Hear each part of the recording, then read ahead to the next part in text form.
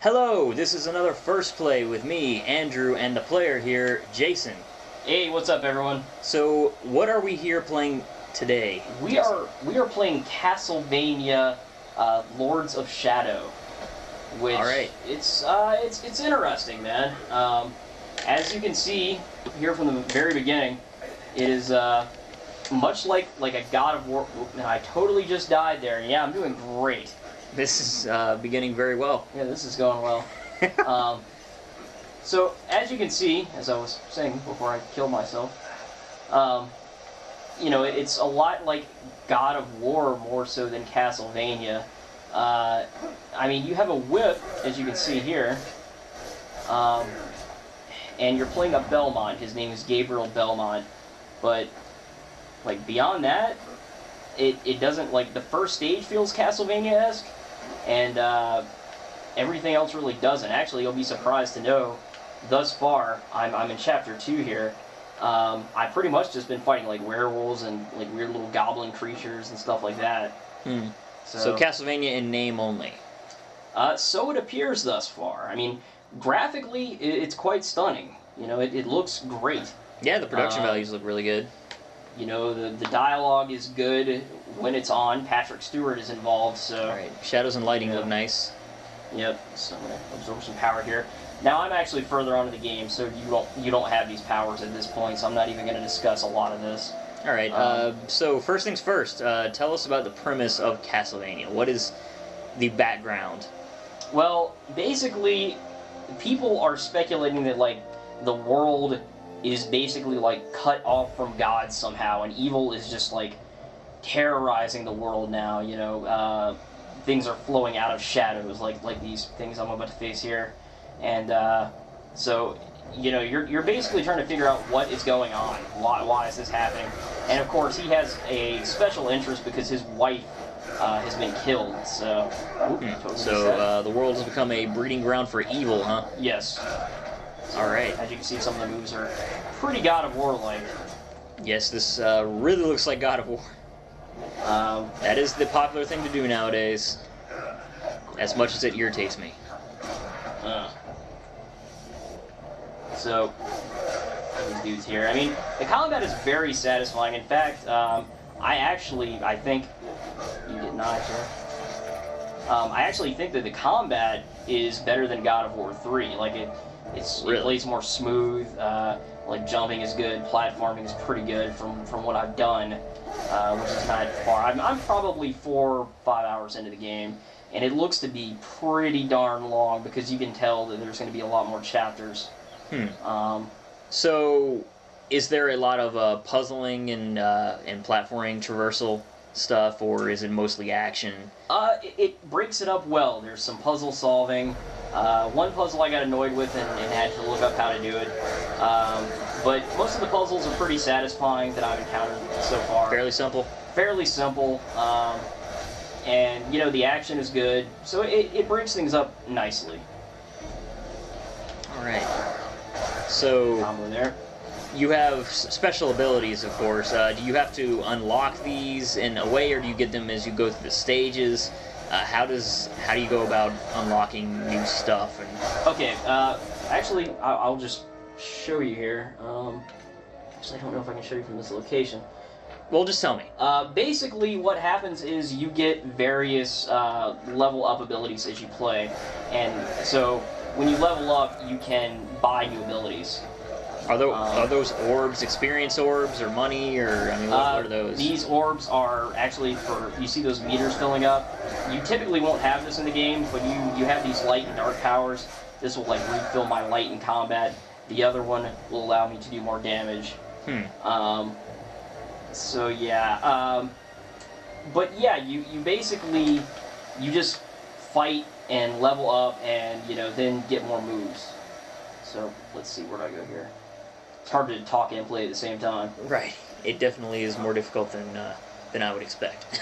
I have a one-track mind anyway, man. Me too. So. I'm very single-minded. But so you buy them with experience, or you get money? I don't really Yeah, you get money, basically, like...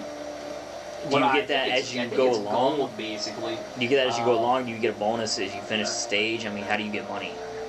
I think, man, you know what? I haven't paid that close attention to it, but I think it is gold, not that you collect off enemies, that you just get. So I guess it's more like experience points. So it's for finishing a level, or what?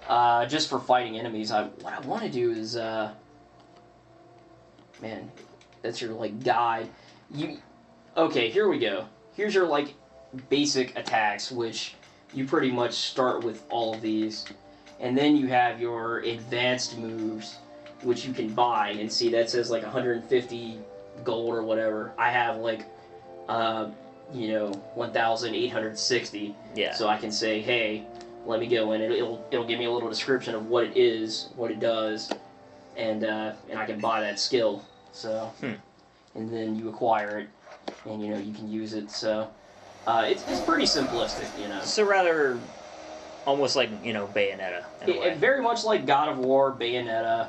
I don't know if I would say this is as good as Bayonetta. Yeah, well, Bayonetta was amazing. Like yeah, I mean, this definitely doesn't seem to have a wow factor like Bayonetta. Yeah. So you use your whip, obviously, to traverse a lot of stuff. I'm gonna break through here. Nifty. I mean, to me, more than Castlevania, this feels like a kind of fantasy, Lord of the Rings, medieval action game. It's much better than, like, Dante's Inferno. I can tell you that. Right. Oh, these guys are throwing bombs at me. Being outdoors and all, you definitely get more of a feeling of that time period, instead of just a gothic castle, right? Like most Castlevania games. Yeah, it being a Castlevania game, honestly, I wish it was just in a castle, and I wish there was Dracula, but. So far I have had no encounters with a Dracula or anything like that. I've heard there is no Dracula, but I do not know that for a fact. Yeah, well, throw these bombs here. Like I said, I'm not too far into it. I get the impression that, I'm going to be playing two different dudes. Maybe. I'm not totally sure on that. But I'm speculating just from what's happened so far. This dude really wishes he were Kratos. He unfortunately doesn't have the presence or personality of Kratos. I mean, the voice actor is not bad. He's like a Scottish voice actor.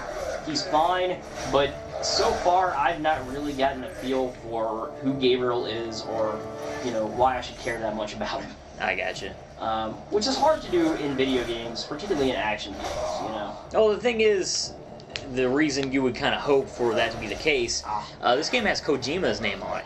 Yeah, that's kind of why I was hoping for, like, a really deep, vivid tale. Yeah, I mean, I kind of got the impression going into this, just having done my homework on, sort of how it was being marketed and stuff, that Kojima's name was just kind of thrown on this. Like, he really didn't have anything to do with it. Yeah, I definitely get that impression. So I didn't really come in expecting it to be... Actually, I kind of thought the game was not going to be good. So I'm pleasantly surprised by the fact that at least the combat is satisfying and, on its own merits, now looked at it as a Castlevania game with, already, with expectations that, just aren't going to be fulfilled. Right. Because this is, of course, this is sorted in a linear fashion. It doesn't have the exploration of a Metroidvania-style game or anything like that. So it's, level by level, like the old Castlevanias, like Castlevania 4. Which I don't have a problem with that, I think that's executed fine. Now, if it were in a castle, yeah, it would be nifty if there's so many things that are not Castlevania-like. Yeah, it definitely does not have the feeling of a Castlevania game. Yeah. Now, I'm actually at the end of the stage here, so this is going to conclude the first play. But, yeah, I mean, overall impressions first are good. We are going to have a full written review and a video review probably sometime next week up on cheatmasters.com, so make sure you check that out. Also, check out the site for all your gaming needs. But, it's not a bad game. It's just not Castlevania. Right. Like, if it was just called Lords of Shadows, it would be like, wow, this is a pretty cool game. But since it's Castlevania, it doesn't really do what you would expect, I think, is the weird thing. Yeah. Which probably isn't necessarily a good thing for fans, because those are the people who are going to come in thinking, oh, wait, this isn't what I wanted. Yeah, exactly. I mean, I'll show you the map really quick, and just so people can get an idea. Chapter 2, it's broken up into chapters, and then it's broken up into levels. So, I'm only on chapter 2, I believe. Yeah. So, and there's as a lot you of can see, chapters. there's a lot more to go. So, I mean, it seems like a pretty robust game that's going to last a while. But, Hopefully it doesn't get repetitive. yeah, I mean, I feel like combat could get repetitive, but then I keep acquiring new abilities that keep things fresh. Right. Like in God of War. So, when I first started playing, I was like, this is going to be like, 6 hours or something, but I get the impression it's going to be a lot longer than that, so. Alright, well, I guess we will have more details when you write up your full review in several days. Indeed. Check out cheatmasters.com. Alright, thanks for watching. Later.